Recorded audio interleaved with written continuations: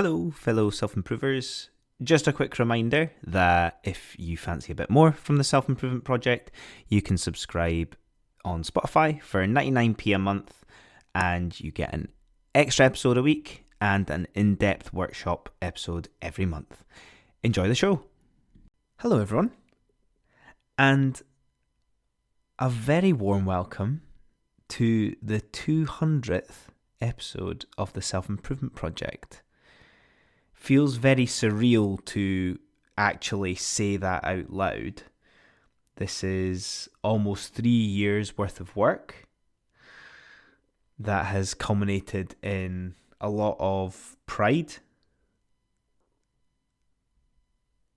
yet at the same time a calming sense of reassurance, perhaps,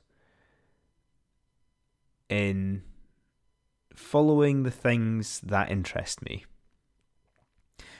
Being able to put it out into the world is a privilege, but being able to create without any permission around the things I like for this long, doing this much, is truly a blessing. So, if you've been here from the start, thank you very much. If this is your first episode, thank you as well. There's lots to explore. Fittingly, I thought it would be appropriate to do an episode on discipline today. Discipline can be interpreted in many different ways. These are just some thoughts on it from experience, from perspective. And I also did an episode fairly recently where part of it was about discipline, and I asked in the polls what people felt like they needed more balance with in their life, comparing fun with discipline, and 84% of listeners that responded said that they needed more discipline.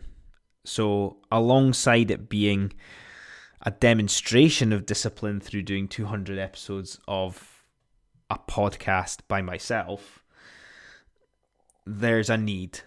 There's a timing here that people feel like they want something that will help them with that as well. So, very fitting for a special episode. So, today will just be myself sharing my thoughts on this area. So I hope you enjoy. Discipline is a funny thing. It's almost elusive. We might actually be incredible at it and admired for it by others. Yet we never think of ourselves as disciplined. There's always more that we can do. There's always something that we can be better at or more disciplined with. As I mentioned just there, 84% of listeners said that they felt like they needed more discipline in their life. That's staggering. A couple of initial thoughts on this answer and this stat was the first thing being perception. Just like I've mentioned there. Do we perceive ourselves as lacking in discipline, or do we not give ourselves enough credit? Is it perception within society telling us that we should be doing more? My second question in relation to that stat is, in what area do we need more discipline? Is it our health? Is it our work? Is it our relationships? Is it a combination of lots of different things? And thirdly, what benefits does more discipline bring? Does it bring more self-worth and self-respect? Does it actually bring more respect from others? Or are we just wanting to become someone? Is that all that we want from more discipline? Before I go on, I think it's important here to acknowledge that more discipline in life still has its drawbacks and its cons. Being very disciplined can actually lead to you having a fairly boring life during that time. You're having to be so regimented that you almost maybe question what's it all worth or what's it all for, which can lead to a bit of existentialism. What's the point in being so disciplined when you don't get to enjoy all the good things in life? In regards to your effort as well, the ratio of recognition to effort is very, very low. People don't see all the amazing effort and things that you would do towards your discipline, even mentally. So again, there's an element of what's the point and questioning it. But I guess that there's that positive of it really doubles down your belief in what you're doing if you're on that path and on that journey. The desire for the outcome that you want must be stronger than the barriers in front of you. Even doing this 200th episode, there's always a reason that you can find not to do something. I am recording this the day before it goes out. The closer you get to something needing done, you'll sometimes feel more obliged to provide excuses for not doing it.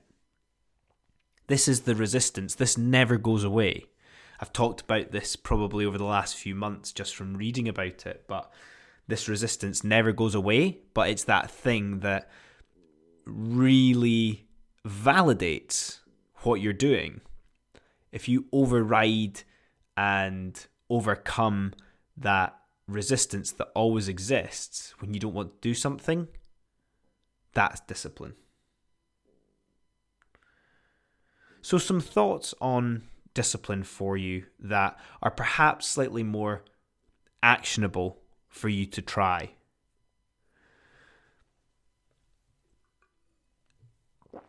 The first thing that I like to think about when it comes to discipline is a minimum viable habit. Let's use this example in your own life. You build discipline through a minimum viable habit, just like a minimum viable product. You get it out there, you try it, you tweak it, you fix it as you need to. But by doing the minimum, you're building the discipline. You're not going from 0 to 100. You're building the thing that you want to eventually be. You're overriding your mind by not making it about discipline. You're just making it about the minimum behavior required to be successful. It becomes just what you do. You can't let the insecurity of others get to you when they question your discipline or they question your habit. You've got to remember that when they recognize it and question it, they're just wanting to be you. They wish they were you when they're so impressed by this discipline that you have. It's a double-edged sword. You don't think you're disciplined enough. They think you're unbelievably disciplined and nobody wins. If you listen and absorb what others say about how impressive your discipline is, you start to devalue your effort as well. You start to get complacent. Always play it down.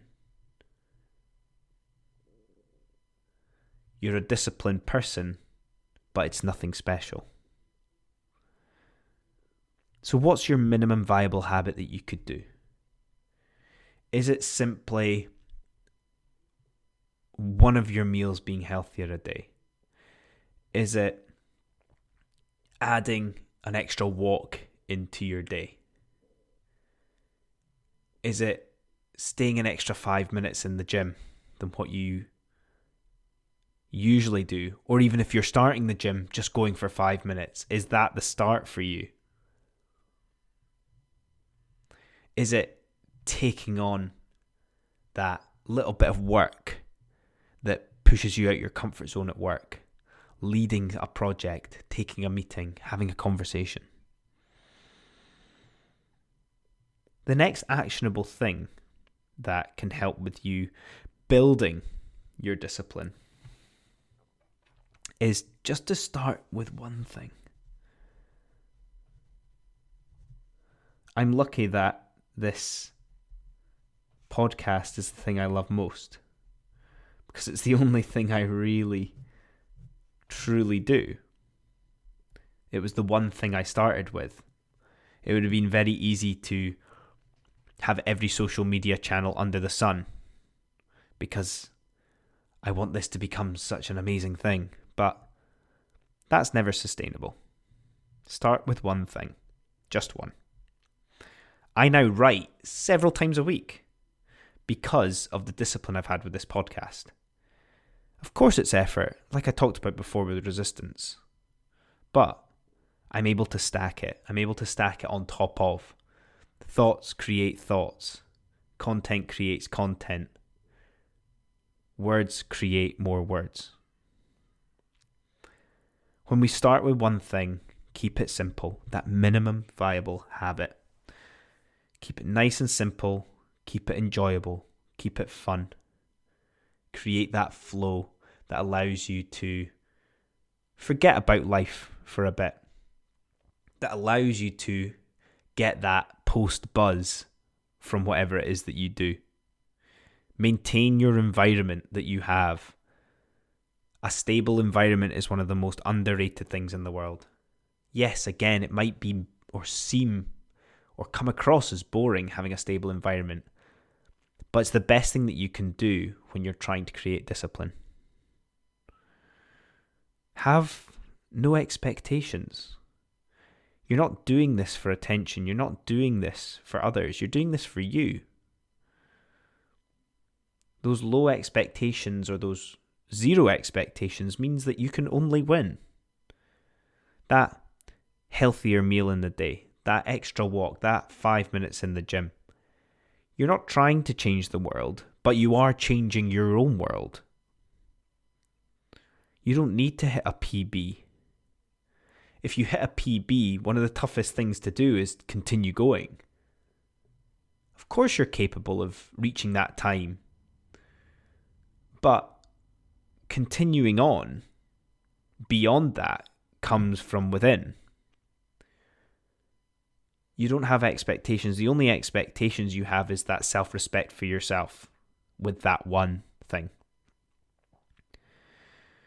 You've got to remember that this is your lifestyle. This is how you're choosing to live. It's not a goal.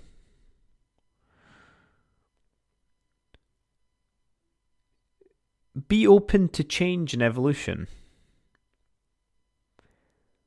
I've loved self-improvement and self-development stuff for years, probably since university.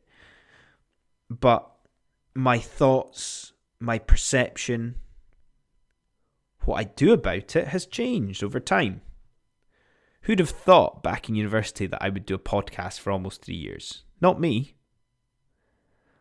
But being open to change and evolution can enhance your discipline. It will lead to new opportunities and allow you to improve your life in that area. That is a byproduct of discipline. You're not doing the attention-seeking, loud thing. You're doing the disciplined thing that you believe in. And you'll get your rewards from that from others. Always remember that when you've achieved those things through the small habits, the one thing, to be wary of those who look at you, question it, respect it, talk about how impressive it is and how they want in because they want the quick win. Remember that they've never put in the reps that you have with discipline that has helped you live the life that you want to. Remember, yours is the lifestyle, not the goal. And lastly, think in years. Don't think in weeks. Don't think in months. Don't think in frequency. Think in years. There's that common phrase that's thrown about around, you really underestimate what you can achieve in a few years, but you probably overestimate what you can achieve in a day. If you combine these things I've talked about, the one thing, the being open to change and evolution, the minimum viable habit, the lifestyle, not the goal, think in years. I was reflecting earlier around the pain that I probably had about 7 years ago until maybe 5 years ago. A couple of years of pain, career-wise, getting through it. That's thinking in years. That's 5 years ago, minimum. A lot can change over that time if you have your positive intention around what you want to feed discipline-wise. A lot of it comes back to the mind. You're going to have good days, you're going to have okay days, and you're going to have bad days. We know this. But a lot of the time, if you have that positive intention, your good days are going to be extremely good because you've been so disciplined about what you want to achieve. And that's us today. Building your discipline. As episode 200. So I hope you've enjoyed that today, guys. I would love to hear from you about your thoughts, maybe even a favourite episode. One thing that's always on my mind is that as I accumulate all of these episodes, I'm going to have to create something that not condenses it, but there's so much there that I can utilise to create something really special. So as always, thank you very much for listening. If you enjoyed that, please share it with someone that you love, you respect, or you think would enjoy it as well. Otherwise, I will see you all next time. Cheers. Hey guys, me again. I hope you enjoyed that episode.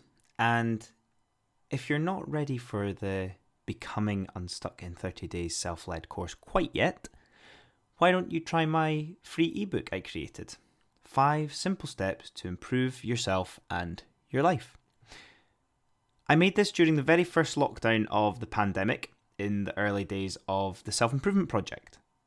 It's a quick go-to when you're feeling unsure what to work on when improving yourself or your lifestyle. And the great starting point if you're trying to figure out how to live a more fulfilling and simple life. The link for this will be in the show notes for you. Have a good one.